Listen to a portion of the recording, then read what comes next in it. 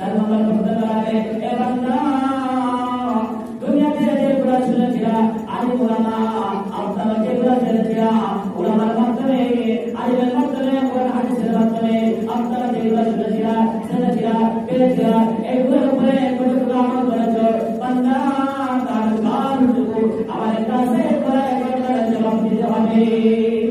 এজন্য আমরা করা যেগুলো জেনেছি আমরা যদি না করি আমরাও ধরা খাইব, আর আপনারা যেগুলো জানানোর পরে বলার পরে যদি আমরা মনে করেন আপনারাও ধরা খাইবে। এই জন্য জানানো যেগুলো আমল করতে হবে, জানিয়ে যদি আমল করেন না তার হবে শান্তি।